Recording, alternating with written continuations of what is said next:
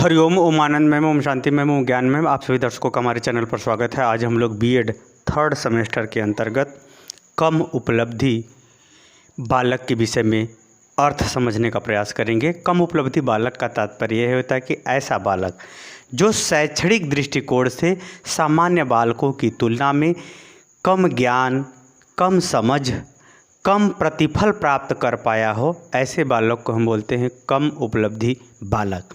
ये याद रखिएगा, यहाँ पर जो है शैक्षणिक सिर्फ बात की जा रही है, शिक्षा के क्षेत्र की सिर्फ बात की जा रही है, अन्य क्षेत्रों में नहीं। अब उदाहरण के लिए जैसे सचिन तेंदुलकर हैं तो शैक्षणिक दृष्टिकोण से वो कम उपलब्धि बालक है, लेकिन क्रिकेट के दृष्टिकोण से महानतम बल्लेबाज सिद्ध हुए। कहने का तात्पर्य यहाँ मानसिक प्रक्रिया बहुआयामी ढंग से कार्य करती है।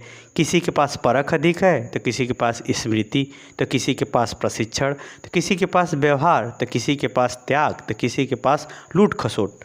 कहने का तात्पर्य है कि मानसिक प्रक्रिया एक बहुआयामी प्रक्रिया होती है, सारी गतिविधियां मानसिक रूप से शामिल रहती हैं। परंतु यहाँ पर जो कम उपलब्धि बालक की हम बात कर रहे हैं, यह कम उपलब्धि बालक सिर्फ पढ़ाई लिखाई के संदर्भ की बात हो रही है, क्योंकि ये जो टॉपिक का जो सेंस है, जो टॉपिक हमें पढ़ाना है, वह शैक्षणिक दृष्टिकोण से ही कम उपलब्धि बालक के विषय में पढ़ाना है। जैसे कोई बालक पढ़ने में कमज़ोर लेकिन क्रिकेट खेलने में बहुत अच्छा है, हॉकी खेलने में बहुत अच्छा है, शारीरिक रूप से बहुत फिट है, पहलवान, जैसे पहलवान को देख लो, कुश्ती में बहुत आगे है परंतु पढ़ाई में बहुत पीछे है।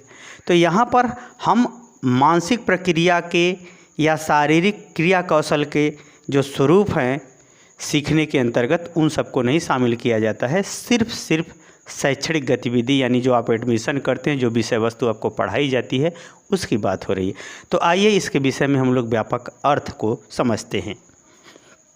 अगर हम वो कहें कि कम उपलब्धि बालक, अंडर अचीवमेंट स्टूडेंट की अगर हम बात करें, तो वह बालक जो शैक्षणिक क्षेत्र में, यानी शिक्षा के क्षेत्र में जो विषय पढ़ाए जाते हैं, यानी शैक्षणिक क्षेत्र में वह बालक जो शैक्षणिक क्षेत्र में सामान्य बालकों की तुलना में उसका शैक्षणिक उपलब्धि या शैक्षणिक प्राप्तांक या उसका रिजल्ट कम आता हो, अत्यंत कम आता हो या कम आता हो, या दूसरे शब्दों में अधिगम में असफल हो, अपने सामान्य बालकों की तुलना में सीखने में क्या हो, असफल हो।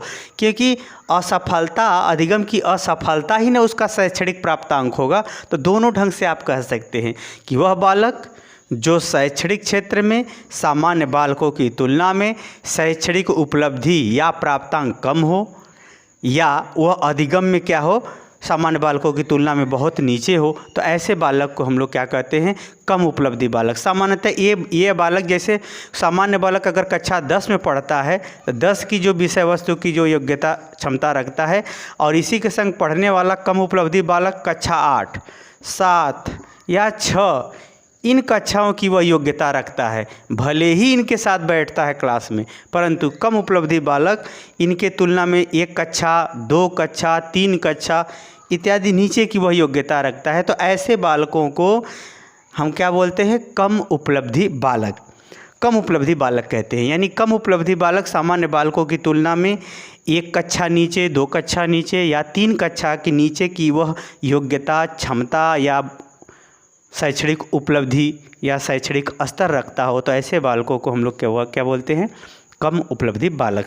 इसमें जो कम उपलब्धि बालक की अगर विशेष बात की जाए, अगर विशेष रूप से अर्थ समझते हुए अगर बात की जाए, तो बर्ट महोदय का अध्ययन बहुत बेमिसाल है। इन्होंने बहुत महत्वपूर्ण ढंग से इन कम उपलब्धि बालकों के अर्थ को समझाने का प्रयास किया है। इन्होंने ये बताया कि जो कम उपलब्धि बालक होते हैं उनका जो है A³ 85 से कम होता है। A³ का क्या मतलब होता है, अटेनमेंट क्वेसेंट, यानी प्राप्ति भागफल, यानी जो उनका रिजल्ट होता है वह क्या होता है, 85 से कम। जैसे आप लोग IQ लेवल का, बुद्धि लब्धि का जो है सूत्र ज़्यादातर आप सुने होंगे, तो यहाँ बुद्धि लब्धि का नहीं लेना है, क्योंकि बुद्धि लब्धि का जो परीक्षण होता है, IQ लेवल का जो परीक्षण होता है, वह मानसिक प्रक्रिया से संबंधित होता है, मानसिक की क्षमताओं से संबंधित होता है। यहाँ पर सिर्फ पढ़ाई से लेना है। तो इन्होंने ये बताया कि जो प्राप्ति भागफल होता है विषय के अंतर्गत, वह सामान्य बालकों की तुलना में कम होता है। सामान्य बालकों की जो है IQ जो लेवल होता है उसके तुलना में कम होता है। तो इन्होंने विषय में प्राप्ति आयु का मतलब कि कक्षा जो उपलब्धि वाला जो बालक, कम उपलब्धि वाला बालक होता है, यदि वो कक्षा 10 में पढ़ता है तो उसे कक्षा 8 या 9 के ही विषय का ज्ञान होता है। यानी विषय में प्राप्ति आयु, यानी वह कक्षा 10 में भले ही पढ़ रहा है लेकिन कक्षा 8 के ही विषय को हल कर पा रहा है, तो विषय में प्राप्ति आयु 8 वर्ष हो जाएगी, 8 वर्ष हो जाएगी।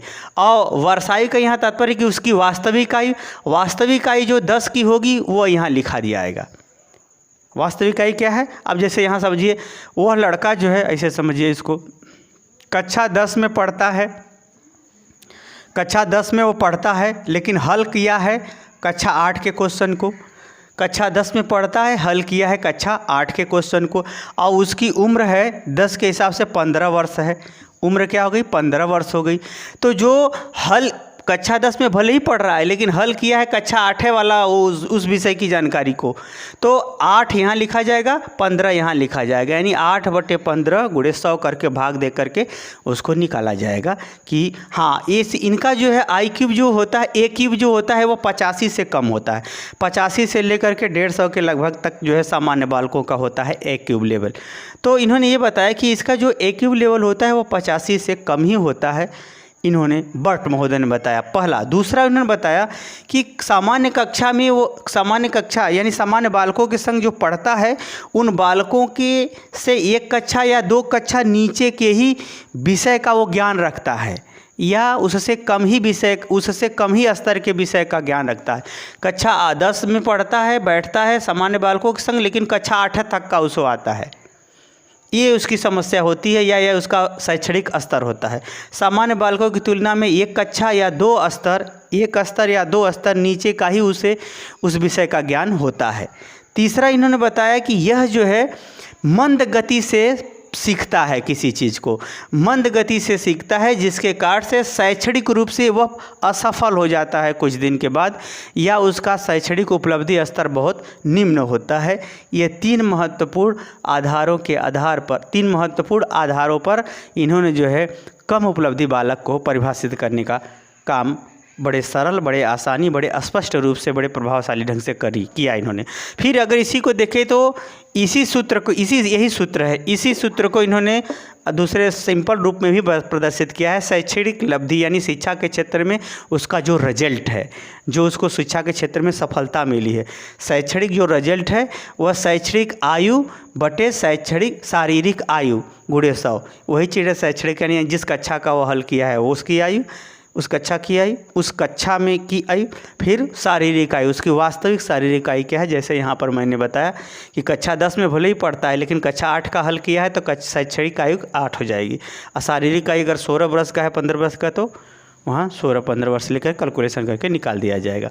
तो इस प्रकार से कम उपलब्धि बालक शैक्षणिक दृष्टिकोण से सामान्य बालकों के तुलना में 1 स्तर या 2 स्तर नीचे की कक्षाओं के ही विषय का ज्ञान रखने वाला होता है।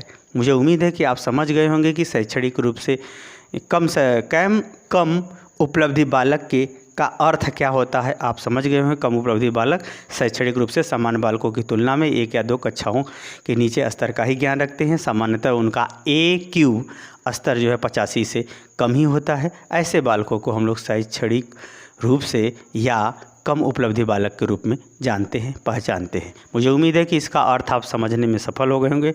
सफल हो गए हैं तो कमेंट बॉक्स में जरूर बताइए। साथ ही मेरे चैनल को लाइक शेयर सब्सक्राइब कीजिए। हरिओम।